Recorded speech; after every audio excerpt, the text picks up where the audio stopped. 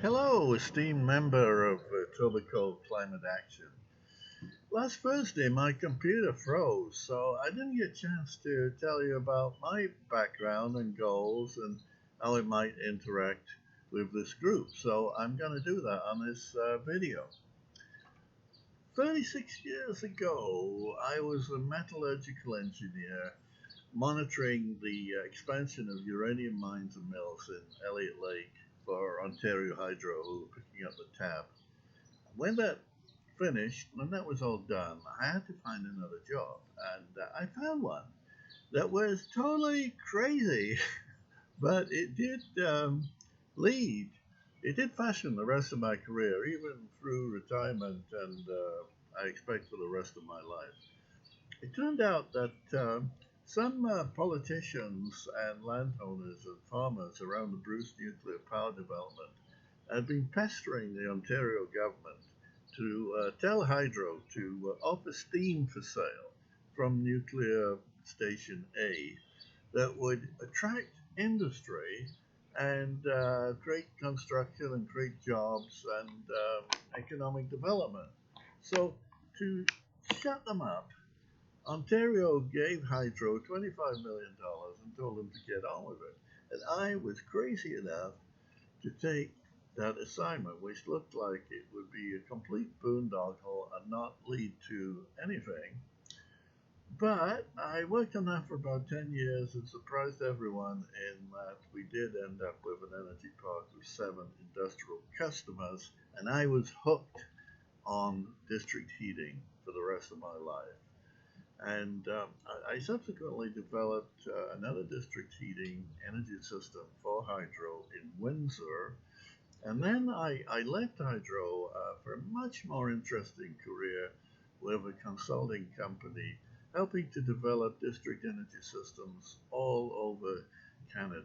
And in fact, I did help to develop over 2 dozen new district energy systems, all of which reduced greenhouse gases, albeit pretty small. A lot of them are pretty small, especially in the GTA. Like it included ones in Hamilton, Markham, Regent Park, and Durham College. That was actually a cogen plant we just attached to the existing hot water system. But a lot more in BC and Alberta, and every one of those reduced greenhouse gas emissions. Now, I was the one who did the feasibility studies to obtain financial approval for these projects. And my batting average was about 1 in 10.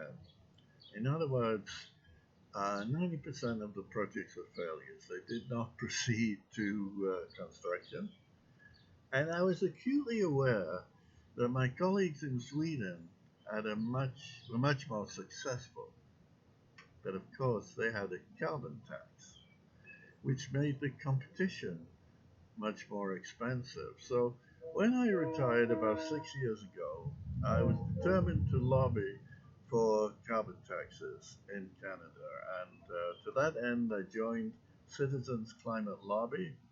And we have been partially successful. Canada does have a carbon tax along the lines that we lobbied for, except they don't properly cover big emitters. The price stopped rising in 2030 when it needs to keep rising until there are no more emissions. That's the theory of it. And it needs to tax the embodied emissions in imports. And all countries in the world need to have the same carbon tax. So that's what we continue to lobby for. Now, here's where I could contribute, I think, to this group. Because when I meet an elected representative, it's not really about imparting information. Actually, it's pretty simple, and they know it all already. The true purpose of the meeting is building trusted relationships, and that will eventually lead to the adoption of the policies, which they know very well we advocate. And so, because it's so simple, I don't need to monopolize the whole meeting. So if there's something that you would like to talk to an elected representative about related to climate, then maybe you could come with me. So I'd like you to think about that, and I hope to see you at the next meeting.